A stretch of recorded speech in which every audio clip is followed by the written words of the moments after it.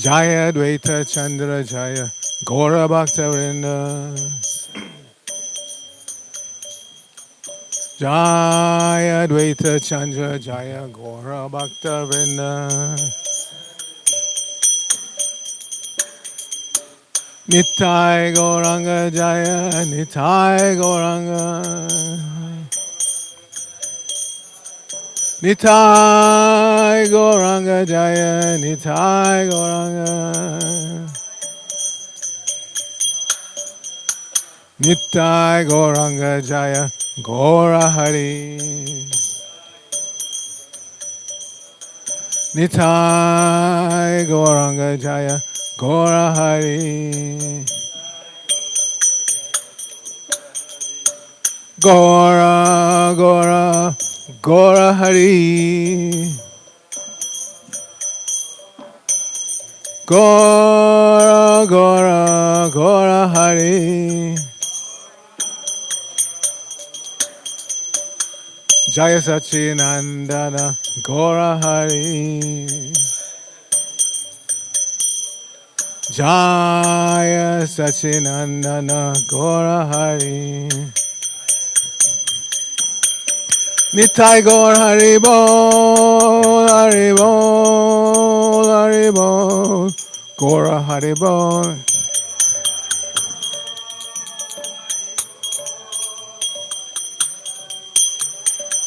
Nitai Gaur Hari Bol, Hari Bol, Hari Bol, Gaura Hari Bol.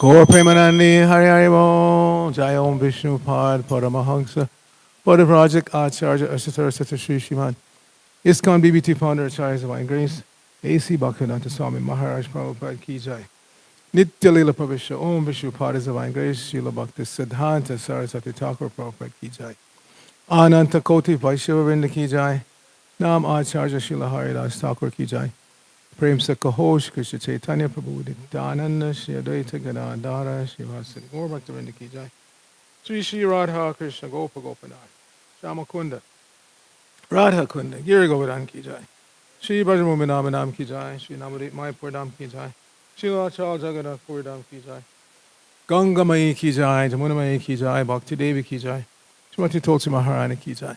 Their most beautiful Lordship, Shri Shri Radha Govinda Ki Jai, Shri Shri Jagannath Baladevi Subhadra Ki Jai, Shri Shri Gaurnitai Ki Jai, Shri Giriraj Maharaj Ki Jai, Samabeta Bhaktivinoda Ki Jai.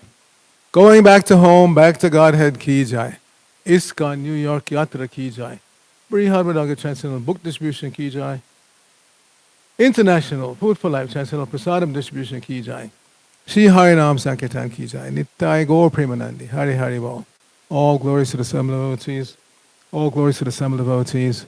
All glories to the assembled devotees. All glories to Sri Sri Guru and Gauranga. Glory to Srila Prabhupada.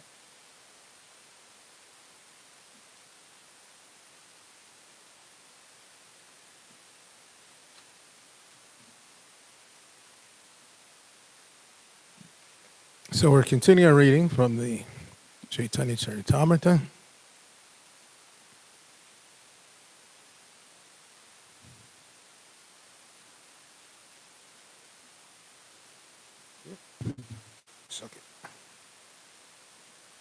We're in chapter 4, Ādi-līlā, chapter 4, the confidential reasons for the appearance of Sri Chaitanya Mahaprabhu. And we're going to start reading at text number 10.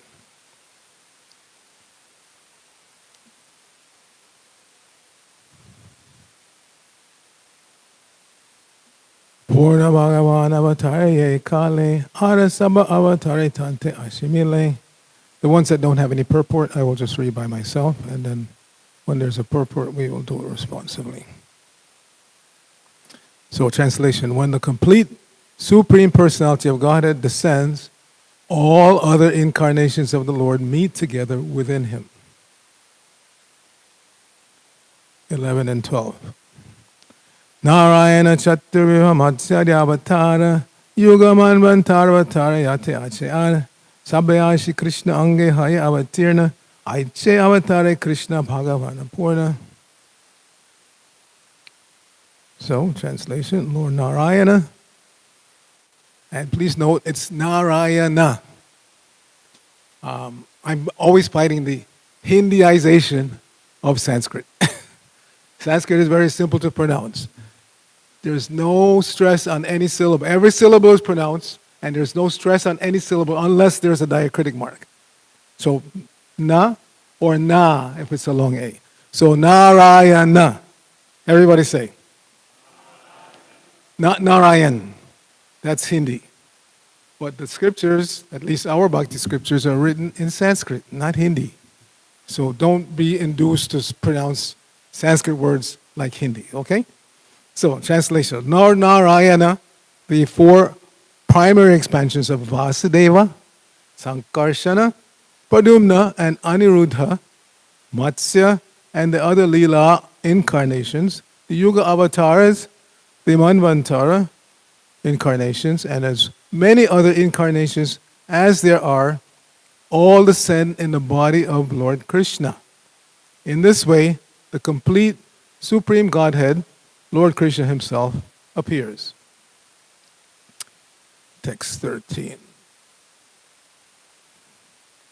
Attaeva Vishnu takan Krishnara sharire Vishnu dware kare Krishna asura sanghare. Translation, at that time, therefore, Lord Vishnu is present in the body of Lord Krishna, and Lord Krishna kills the demons through him. Text 14. Anushanga karma e asura maran ye lagi avatara kai se mulakaran. Translation, thus the killing of the demons is but secondary work. I shall now speak of the main reason for the Lord's incarnation. So, this one we can do responsibly. I think there's a purport here. Yeah, okay, so this one we will chant responsibly. Now, this is Bengali. So, this particular verse is Sanskrit, but most of the CC is in Bengali. So, different pronunciation. Sometimes they do drop the A, but in Sanskrit we don't. We pronounce every syllable.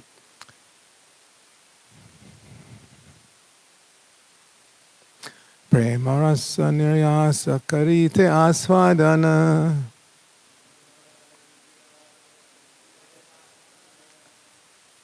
raga marga bhakti loke karite pracharana Rasika Shekara Krishna Paramakaruna Edue tu haite ichara udgama Prema rasa niryasa karite asvadana Raga marga bhakti loke karita pracharana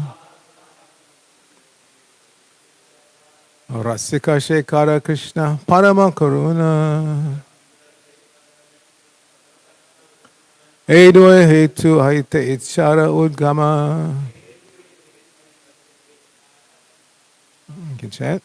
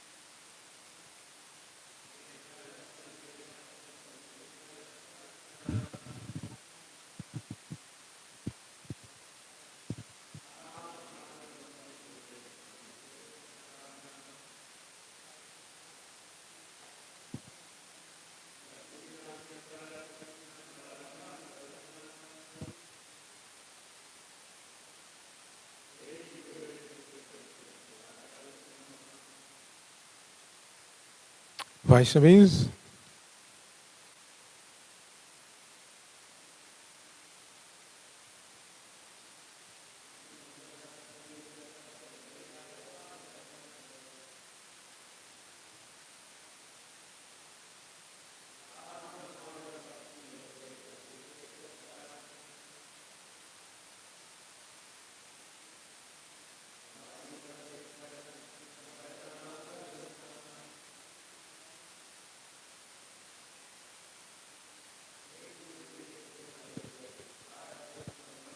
So, synonyms.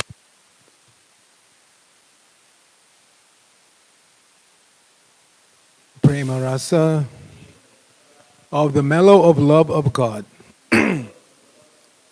Niryasa, the essence. Karite, to do. Aswadana, tasting.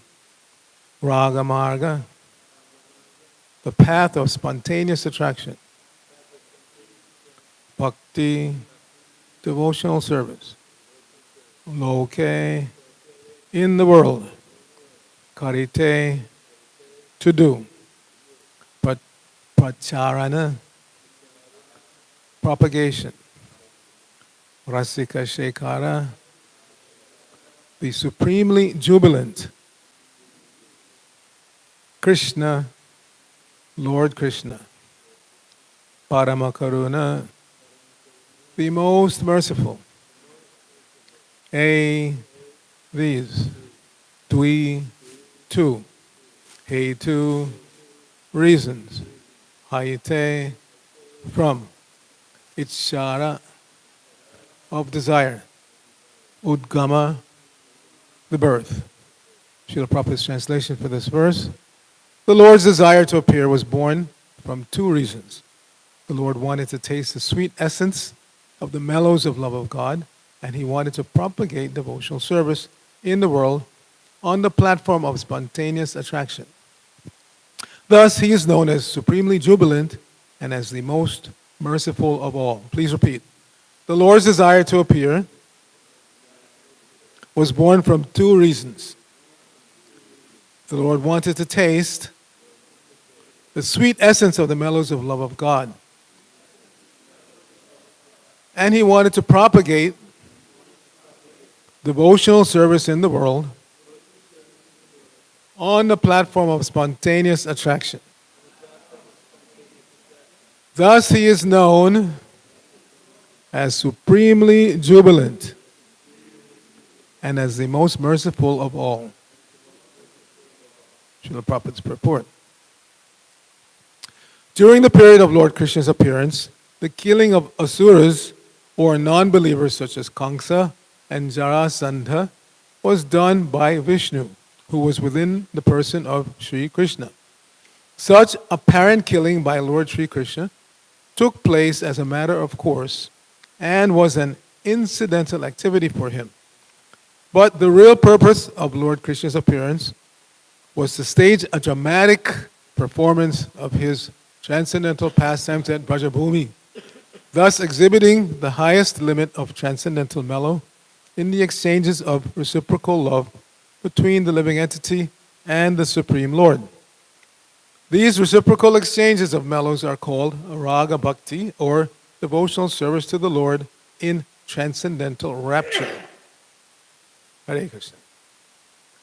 Lord Sri Krishna wants to make known to all the conditioned souls that he is more attracted by raga bhakti than vidhi bhakti, or devotional service under scheduled regulations. It is said in the Vedas, Taittiriya Upanishad 2.7, Rasabai Saha. The absolute truth is the reservoir for all kinds of reciprocal exchanges of loving sentiments. He is also causelessly merciful, and he wants to bestow upon us this privilege of raga bhakti. Thus he appeared by his own internal energy. He was not forced to appear by any extraneous force. Nama Om Vishnu Padaya Krishna Prishtaya Bhutale Srimate Bhaktivedanta Swamini Namine. Namaste Saraswate Deve Gauravani Pacharine Nirvishesha Shunyavani Paschachadeshtarine. Om Agyana Timirandasya Gyananjana Shalakaya Chakshur Unmilitam Jaina Tasmai Shri Gurave Namaha Shri Chaitanya Manobhishtang Stapitang Jaina Bhutale Swayam Rupa Kadamayam Dadati Swapadantikam Vandeyahang Shri Guru Shri Yuttapada Kamalam Shri Gurun Vaisavangsha Shri Rupam Sagadatam Sahagana Ragana Tanvatam Tang Sajivam Sadvaitam Savadutam Parijana Sahitam Krishna Chaitanya Devam Shri Radha Krishna Padan Sahagana Lalita Shri Vishakan Vatangsha Hey Krishna Karuna Sindhu Dina Bando Jagatpate Gopesha Gopika Kanta Radha Kanta Namostate Tapta Kanchana Gorangi Radhe Vrindavaneshwari Rishabhanu Sute Devi Pradavami Haripriye Vancha Kalpaturubhya Kripa Sindhubhe Evacha Patitanang Pavanebhyo Vaishnavebhyo Namo Namaha Jai Shri Krishna Chaitanya Prabhu Nityananda Shri Advaita Gadadhara Shivasari Gaur Bhaktivinoda Hare Krishna, Krishna Krishna, Hare Hare Hare Rama, Rama Rama, Hare Hare. So today is Seva Saturday, right? In the 7th canto of the Srimad Bhagavatam, Prahlad Maharaj mentions the 9 angas, or you could say 9 types of seva that constitute devotional service, bhakti yoga. Who knows that verse? Everybody should know that verse. Otherwise, what kind of bhakti yogi are you? You're practicing bhakti yoga, you have to know what it means to practice bhakti yoga, isn't it? Say it out loud, come on, don't be shy.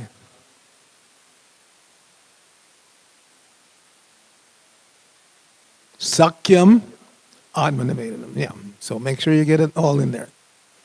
Those are the 9 angas or limbs of devotional service. But then who knows the next verse?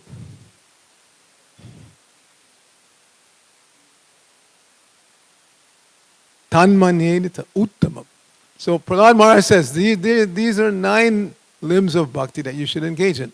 But if you do only one of them, if you can do all of them, great. You're a wonderful bhakti yogi. But if you can do even just one, he says, I think tanmanyeditam uttama.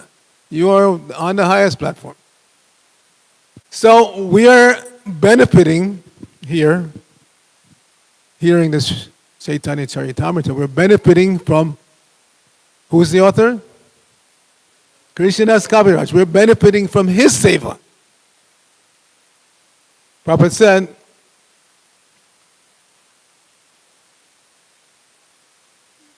to write books about Krishna consciousness, the process of bhakti yoga, is also kirtan.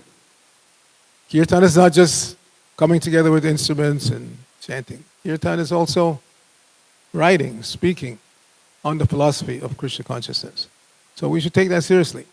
We have a very strong drive for Harinam in this temple, and totally approve, and we should expand it. Prabhupada was not a small thinker. He wanted to expand everything. Whenever the devotees would give him a report of book distribution, he would say, now double it. You may think it's impossible, but no. With the order of the spiritual master, with the request of the spiritual master, comes a potency to fulfill that order. So Prabhupada said, my disease is I can't think small. I'm always thinking big. And therefore, from the beginning,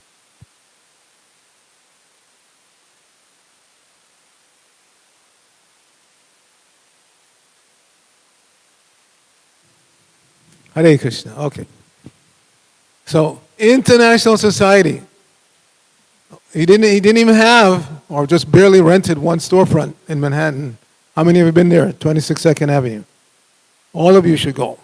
As I travel around the world, I inform the devotees, just like every good Muslim has to go to Mecca at least once in their lifetime. Every good Hare Krishna has to go to 22nd Avenue at least once in their lifetime. Plus Tompkins Square Park, that tree where Prabhupada started his movement. So no excuse if you live right here in New York and you don't go. I'm sure everybody here has been at least one time. Keep going, keep going. So we're benefiting from the seva of Krishnadas Kaviraj. This is his kirtan. Now, was Krishnadas Kaviraj a contemporary of Lord Chaitanya? Did he hang out with Lord Chaitanya? Was he part of? No.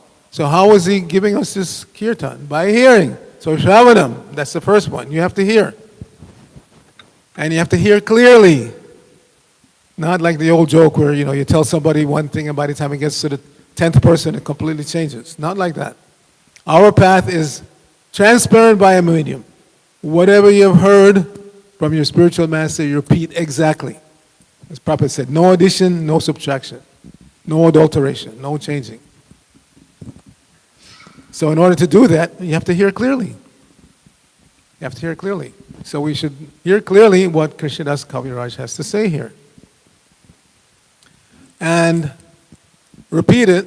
Now, we're very fortunate that Srila Prabhupada has given us these books, so we don't have to meet everybody and repeat verbatim what we think we've heard from Prabhupada. The books are there. Prabhupada said once, what's the use of your 3-minute lecture? Get them to buy my book.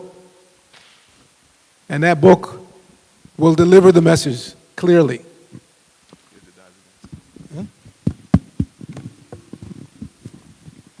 That book will deliver the message clearly. Give a little more volume on this mic. So, this is our preaching. To convince whomever we meet to take Srila Prabhupada's books. Very clear cut.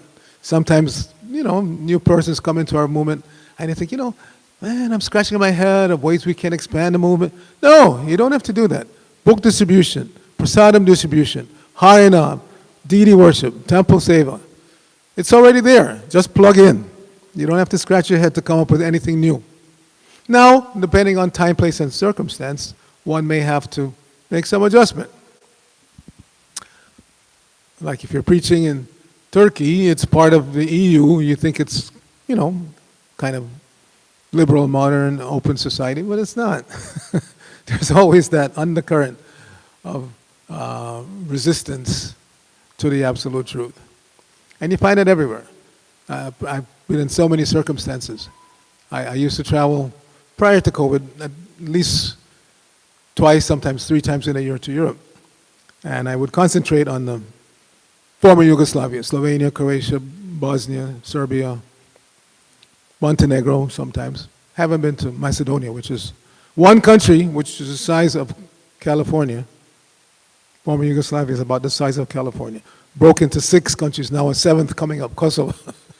So Prabhupada was right. He said, what United Nations? They're simply disuniting more and more. Every day more flags are being added. It used to be one country, Sudan. Now there's North Sudan and South Sudan. And I won't be surprised if later on there'll be a Middle Sudan. Simply disintegrating, because it's all mental speculation. The leaders are rascals, the followers are rascals, and therefore you get rascal results. You can't expect to put rascals in charge of anything and get good results.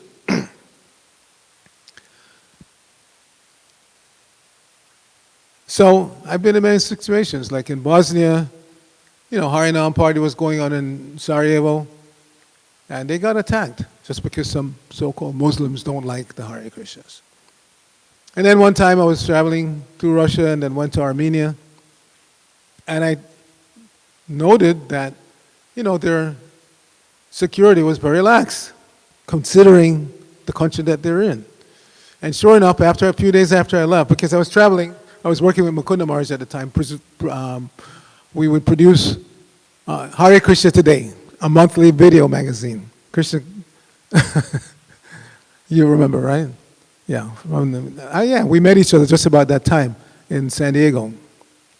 Krishna Kripa, I think 1990, 91 maybe. 1990 is when I arrived there. Anyway, so I would travel and take videos, and then we would send out a monthly video magazine on VHS tape. Quality is like laughable now. Your iPhone produces something much more sophisticated, but that's what we had. That's the equipment that we had. So I would travel. So I traveled to Armenia, and they, unfortunately, they got attacked. A few days after I left, they attacked the temple. They beat up the devotees, even the Matajis. Just horrible. It's Kali Yuga. Don't forget. Don't get this pie in the sky idea that everything is wonderful or going to be wonderful soon when I just make this arrangement and that arrangement. It's Kali Yuga. It's horrible. The material world in general is not a place fit for a gentleman. That's what Bhaktisiddhanta said. It's like the outhouse. Nobody goes into the restroom to make plans to decorate it and have a nice time. And no, you take care of your business and you leave. So this should be the mentality of the devotees in Krishna consciousness movement. Take care of your business, which means, first of all, concentrate on your sadhana. You can't go out and deliver others if you're not willing to be delivered yourself. And if to be willing to be delivered means follow the process as it's given. Don't speculate and change this and change that and come up with a different way of doing things. It's not necessary. Do what everybody else is doing. One time one new person came and said, Srila Prabhupada, I like the movement, but I'm really not into this dhoti and kurta. Do I really have to dress like that? So Prabhupada said, no, you don't have to. But if you haven't even joined yet and you don't want to do what all the other devotees are doing, and where is there any question of surrender? This is a process of surrender. There's no question of surrender if you don't want to do what everybody else is doing. All the other devotees are wearing tilak and wearing dhoti and kurta. Why should you be any different? If you want to. Outside you can do whatever you want. But if you want to live within the society of Krishna consciousness, amongst the devotees who are practicing Krishna consciousness, do what they're doing. Prabhupada said Krishna consciousness should be prosecuted as if in military discipline. Now, military discipline, anybody here been in the military? You know. You don't get a choice. It's not like you can join the Navy and say, I really, out of all the branches of the military, I really like the Navy, but I like to wear camouflage. I don't want like this white stuff, No! You join the Navy, you have to wear white. That's the Navy standard. You can't join the Navy and give them some other idea of what you want to do.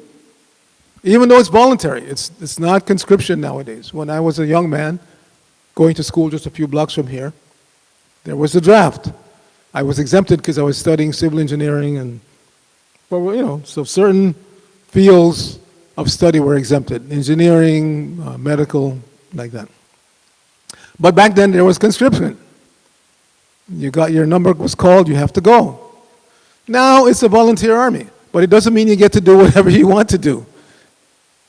Once you sign on the dotted line and join, then you have to do what they say. They say get up at 5 o'clock or 6 o'clock, whatever it is, you have to get up.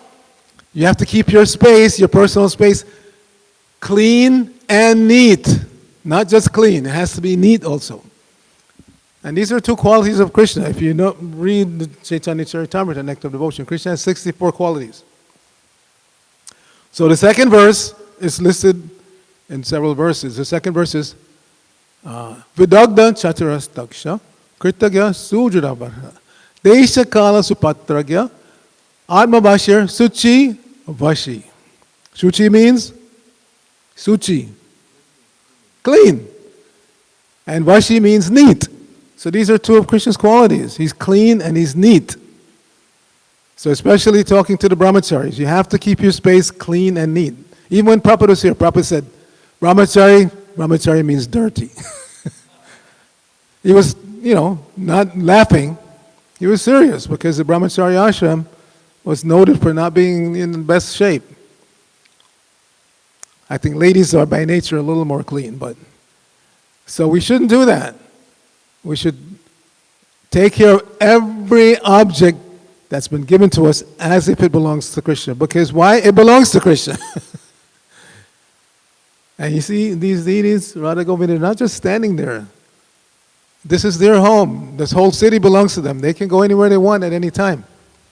So at night, when you hear some footsteps going down the hallway, it may not be Bhakta Michael or Bhakta Ryan. It could be Radha Govinda walking around inspecting, shaking their heads at how not so clean and not so neat the ashram is.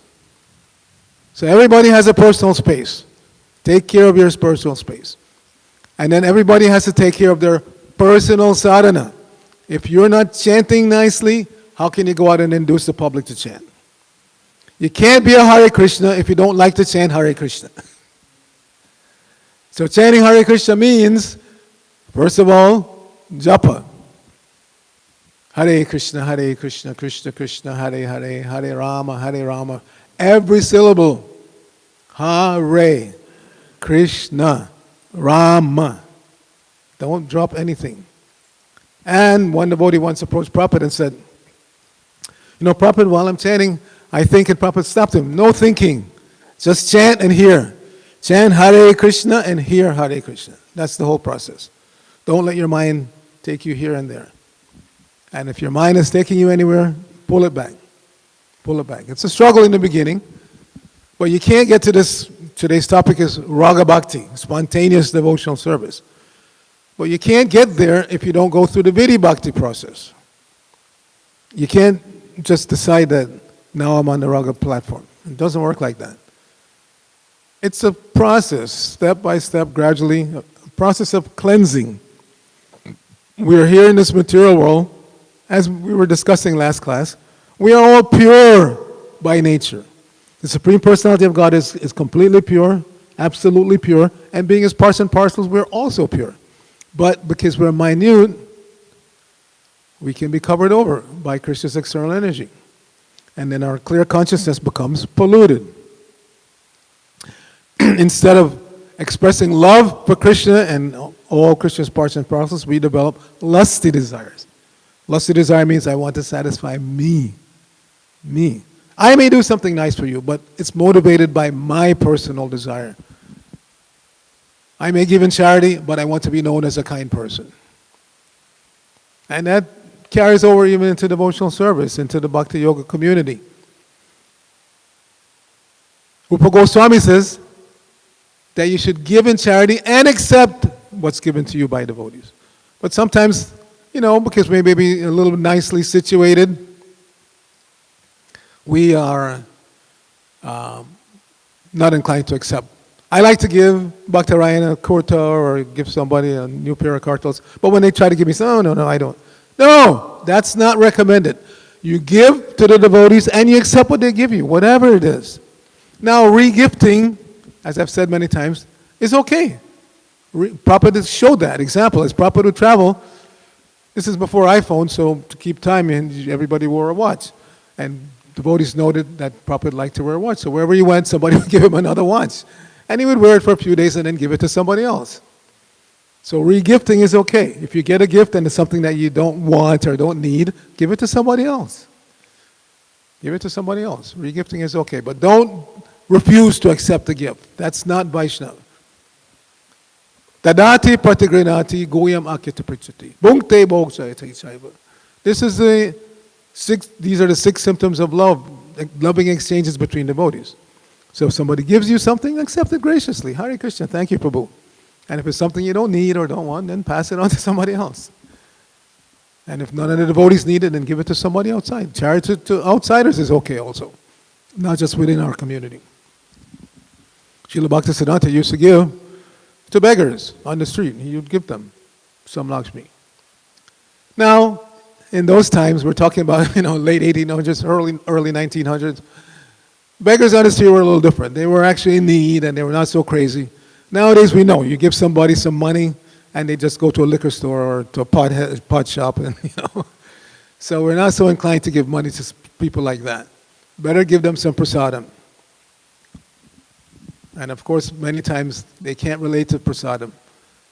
When we were in Henry Street, we used to go to the Bowery to do Harinam once a week. Prabhupada started, for practically the first place he lived was on the Bowery. But Bowery meant, back then when Prabhupada was around, and probably still to this day, drunkards. Drunkards living on the street. And what happens when you drink alcohol repeatedly, over and over again? You lose your sense of taste. So we would bring this nice prasadam. We thought it was nice. We knew it was nice. Halava and puris and sabji, and give it to them and they would take a bite, spit it out, because they had no taste. They couldn't relate to it. It has to be something nasty, like meat, that they can relate to. But nice vegetarian prasadam, spit it out. Sometimes they'd even throw it at us. But because we were in the process of purification, being cleansed of our anarthas, we loved prasadam. And the prasadam on Henry Street was fantastic. I'm not saying the prasadam now here is not fantastic, but Henry Street prasadam was out of this world. And there was always enough. Even though there were like 100 brahmacharis, there was always enough. You could get seconds, thirds. Nowadays I travel, I notice a lot of temples, they make just enough for everybody to get first. How are you going to encourage the devotees like that? Prabhupada's example was eat till you waddle like a duck. In the beginning, of course, as you progress in Krishna consciousness, you learn to control your tongue. But in the beginning, don't be so concerned. Eat. You feel like having a little more halwa, a little more dal and rice, eat. But it means it has to be there. If you want more dal and rice and there is none, of course you're going to be frustrated. And then you're going to think about going to Trader Joe's and buying some karmi bread, and we shouldn't do that. Lord Chaitanya said, don't eat anything cooked by outsiders because their mentality goes into the food. Their consciousness goes into the food.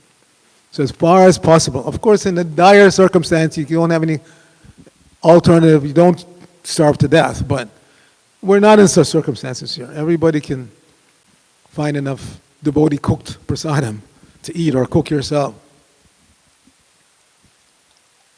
So Prabhupada was keen, take prasadam to your full satisfaction and glorify the Lord, Radha and Krishna, Lord Chaitanya, Lord Nityananda, and beg for their mercy. This is prasadam sevayan. Sharira Bijajal. You should know the translation, not just the, oh Lord, this material body is a lump of ignorance, and the senses are a network of paths leading to death. If you don't meditate on that, you still think that, I'm okay, I'm this body, I'm okay. We're not this body. This body is a lump of ignorance, and the senses are a network of paths leading to death. And that's why we take prasadam, to help us control the tongue. Of all the senses, the tongue is the most voracious and uncontrollable. It's very difficult to control this tongue in this world. But you, dear Lord, are very kind. You've given us this prasadam just to control the tongue. So we honor prasadam. We're not just eating. But again, everybody's at a different stage. Nowadays, because many of the managers are senior and they've controlled their tongues, they've tried to force the juniors to control their tongue. No, it'll come gradually. Trust me. So I was telling the prasadam story from Henry Street. Prasadam was so wonderful. We would, at the Sunday feast, brahmacharis, we would, after the Sunday feast, would go around and eat the leftovers from the guests.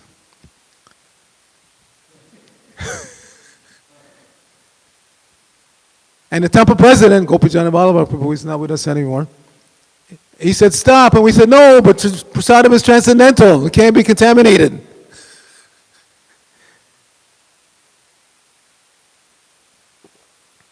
So he wrote to Prabhupada.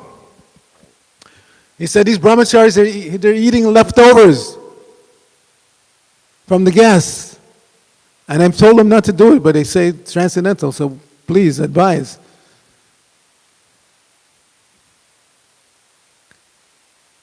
So Prabhupada wrote back. He said, tell them to stop. Because he knew we weren't doing it out of transcendental realization. We're just lusty.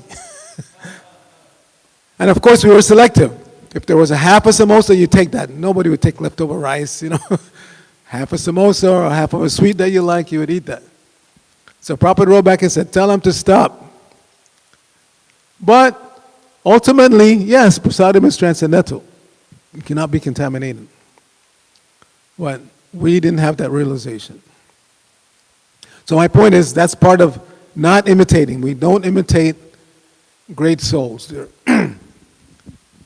We don't imitate great souls. We follow in their footsteps. So the raga bhakti that's being described here, spontaneous devotion to the Lord, will come of its own accord, gradually. As our consciousness becomes purified, we will naturally be more and more attracted to the Lord. He's standing there waiting for that. Prabhupada said in Los Angeles in the 70s, he said, you see these deities, they're waiting to talk to you. It's not that just we come in, we bow down, we say, and then we leave. They're waiting to talk to you. So Prabhupada suggested that you go before the deity and you say, sir, and we all laugh. Okay? To go before the deity of God and say, sir. But that's what Prabhupada said. You go before the deity and say, sir, this is my problem. Now, Krishna already knows your problem. We don't have to tell him. Krishna says, I know everything. Vedaham samatitani vartamani tavarjana. Mavishyani chabutani. Mam tu beta nakaschana. Krishna says in the Bhagavad Gita. Vedaham samatitani. I know everything, past, present, and future. And I know everyone, but me nobody knows.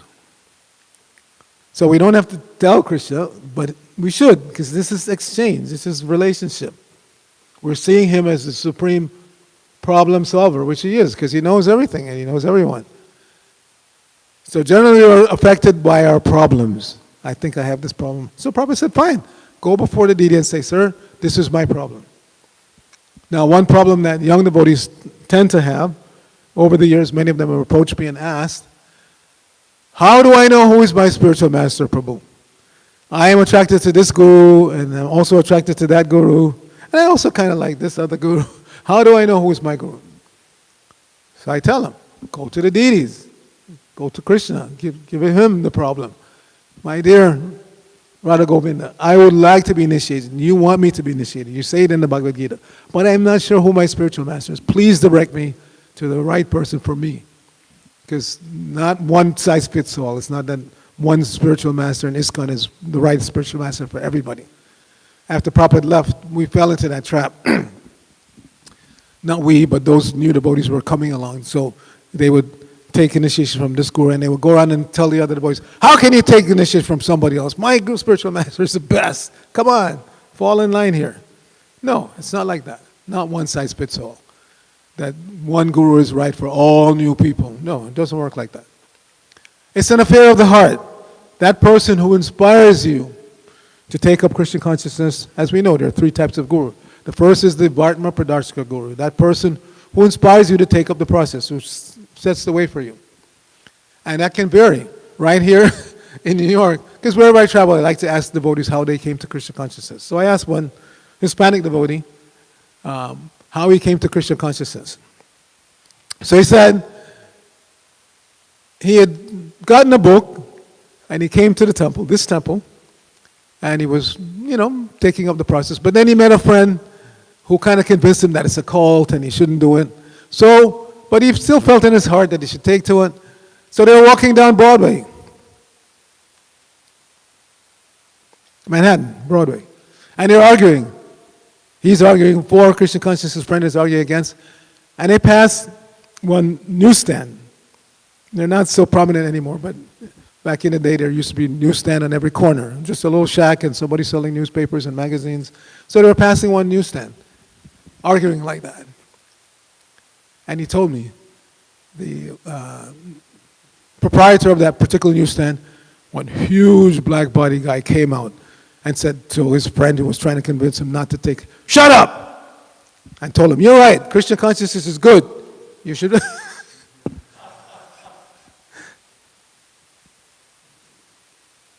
Turns out that that person had been a bhakta at one point, but he dropped out, went back to material life, but he still had proper sentiment for Krishna consciousness.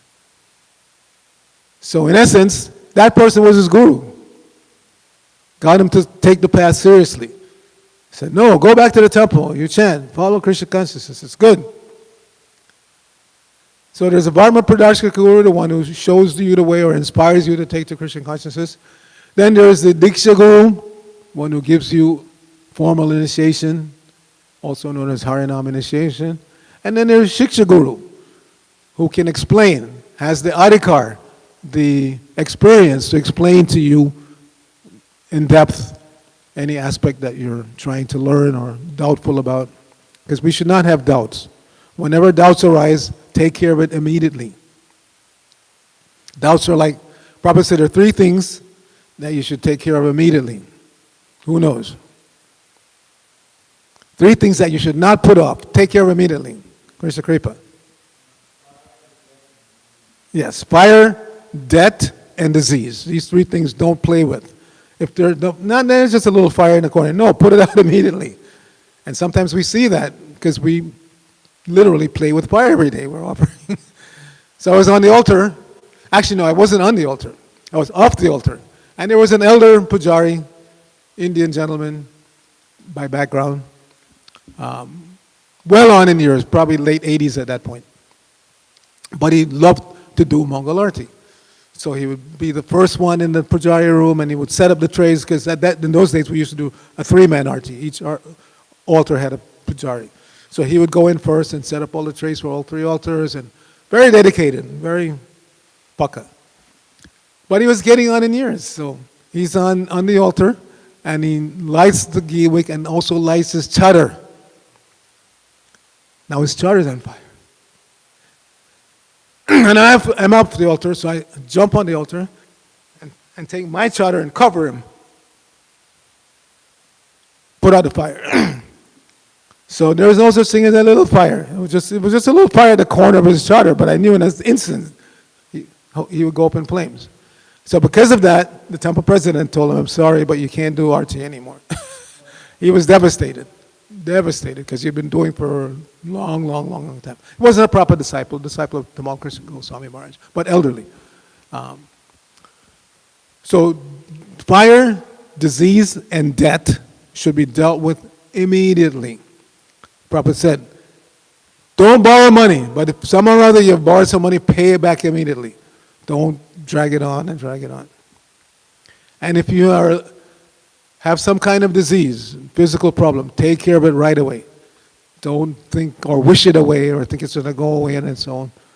And everybody, we have experienced devotees. Hansa Rupa Prabhu is very experienced. He always has a bag full of medical treatments. I know, we travel together. And whatever you have, you sneeze, he's got something for that. You got diarrhea, he's got something for that. Whatever happens, it's in his bag. You see that bag that he carries all the time? He's got it. His wife is a nurse, his daughter's a nurse, runs in the family. So disease, fire, and death. But doubt also, you have to take care of. That's why Krishna says, Asangsayam samagramma, yathagyasya tachano. You hear from me and your doubts will be cleared up. So don't let doubt drag you down.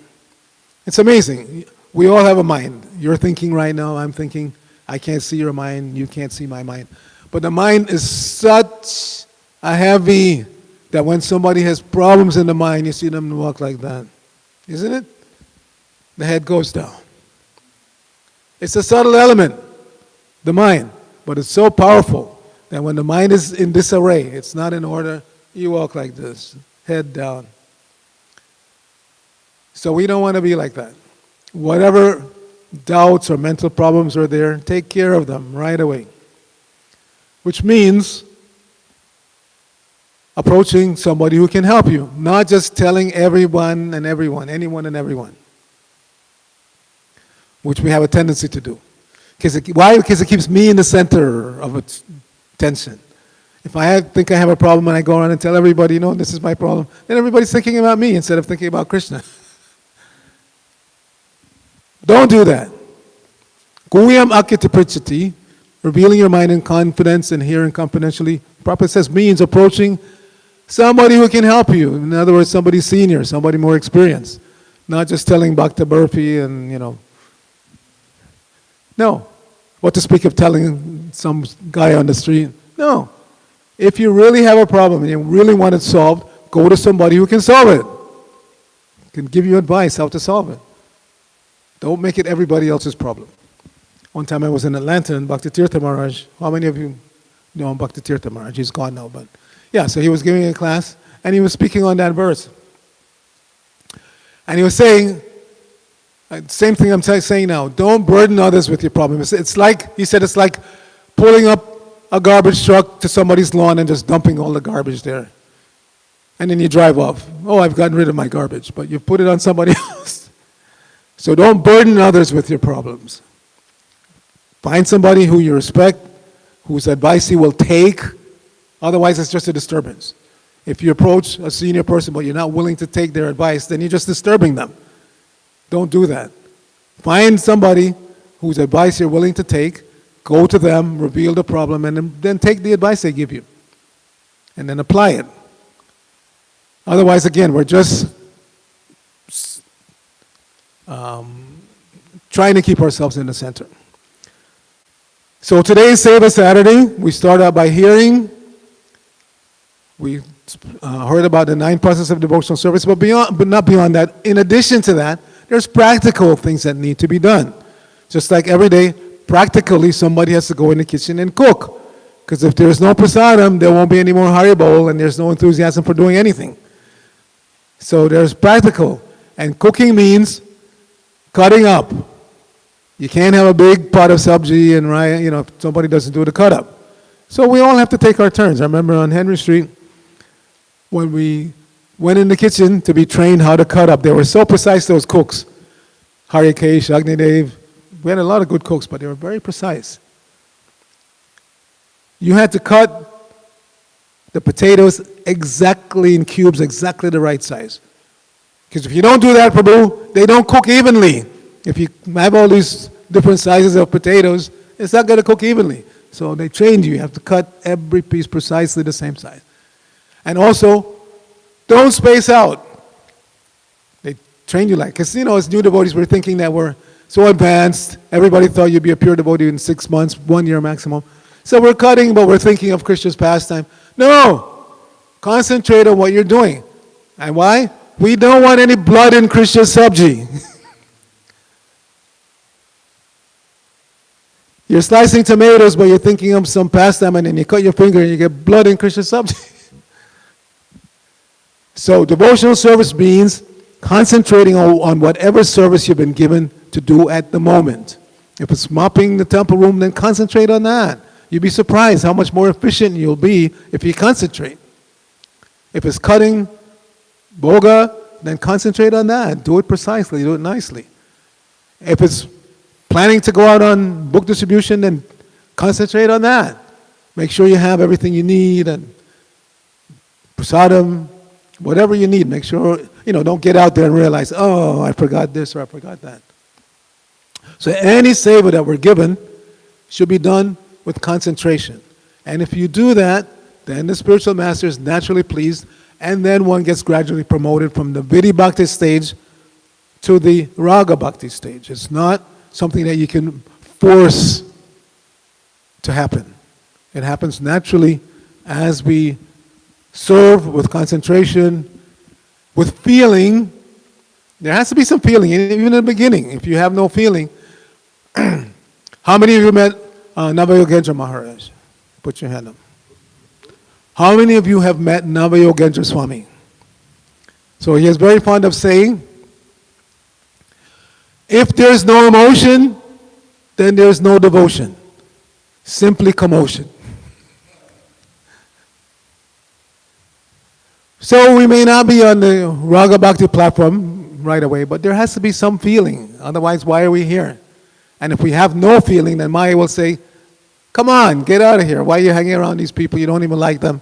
Let me show you some other alternative where you'll be happy at least. All right, we can stop here. Any questions, comments? About 5 or 6 minutes left. Let's see if any of the younger devotees first. I know John Masami always has some good questions, but let's see if any of the younger devotees or any of the ladies. Okay, we have a hand up back there.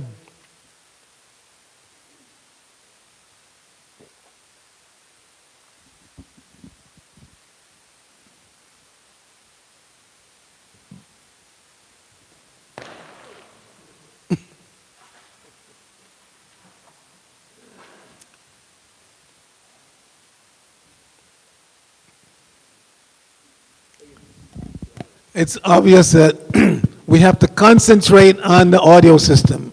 Every day there's some problem here. So we have to concentrate on getting this together. Yes, Mataji. Hare Krishna. I guess there were 2 thoughts that came to mind. You spoke about... Well, let's deal with one at a time. We don't take 2 questions at a time or 2 thoughts at a time. Let's have one thought, let's deal with that, and then we'll deal with the other one. So one of the thoughts was, you mentioned, there had been issues in the past with others trying to kind of coerce a situation in terms of taking initiation from a certain guru. Obviously, it's something that still kind of lingers. I just wanted to mention that, in the disciples course, which anyone who takes initiation, we speak about, or, that, one of the things we're not supposed to speak about is, in that way is, our guru. We're supposed to, keep that in our heart and, not trying to kind of for lack of a better word, manipulate a situation. So that was just one thought I had. Yeah, it's not a competition. It's not a competition. And if you're a neophyte devotee, how can you decide who is an advanced devotee? Sometimes we have neophyte devotees debating who they think is a pure devotee. If you're on the neophyte platform, how are you going to distinguish who's a pure devotee? It's not so easy. It's not so easy. Like one of the qualities of a devotee is that they're humble. But then we see so many pictures of Prabhupada walking like this, which we would think in the West means that person is proud, walking with a head high, high head like that. No. Humility means doing what you've been ordered to do by the spiritual. That's genuine humility. Krishna wants you to do something, it comes down to disciplic succession, now you've been told what to do. If you do it, then you're actually humble. If you're not humble, then you want to argue, you want to, like that. So it's not easy to distinguish who is a pure devotee. Therefore, in a neophyte stage, you do need guidance. And like I said, Krishna's standing there. He's not just standing there. He's instructed us in the Bhagavad Gita, Tadvidi Panipatena Paripashnena. He wants us to be initiated. And he can also, he's obviously very qualified to direct us to the right person. But if we're not interested to ask him, why would he give us any instruction? And you may not be on a platform where you're going to hear Krishna say, Bhakta so-and-so, this is your guru. It may not come like that, but it will be obvious. It'll be obvious. Krishna will give very obvious signs of directing us in the right path. This whole business here is Krishna directing us back to home, back to Godhead. In spite of our reluctance. Prabhupada once said, you take to this process of Krishna consciousness, Krishna will drag you back to Godhead kicking and screaming. We're not very sincere, especially in the beginning. But Krishna wants us. He's the Divine Father, the Supreme Father. He wants us to come back to home, back to God. So he will give us the guidance. And especially for one who engages in Save a Saturday, and Save a Sunday, and Save a Monday, and Save a Tuesday. Every day is a Save a day. But we stress certain times. My dear departed God brother Surya Prabhu used to say, Seva will save ya. So we have to have the right attitude towards seva. And not only the kind of seva that I like to do, whatever I'm asked to do. It may not resonate with my psychophysical nature, but Prabhupada always say, do the needful. Sometimes the needful is cutting up sabji. Sometimes the needful is cleaning the temple. Sometimes the needful is going out on Harinam. As Jayavrata Maharaj reminded, I was part of that temple. Henry Sriva Prabhupada said, even the devotees at the press, like myself and Maharaj and others, should go out on Harinam as much as possible. Especially if things are a little slow, they should go out every day. If there's some crunch and you can't go out every day, then as much as possible. But Harinam is not just for the new devotees. Everybody should go out and chant in the street. And the example, the experience is, if you don't do that, you never make the separation between yourselves and the non-devotees. When you go out dressed like a devotee, wearing tilak, chanting in the street, you're making a very bold statement. Now I'm part of the International Society for Krishna Consciousness. I'm part of the Hare Krishna movement. You're making that statement, and people will treat you as such. Okay, I think we only have time for one more, Janmashtami. And bring the mic.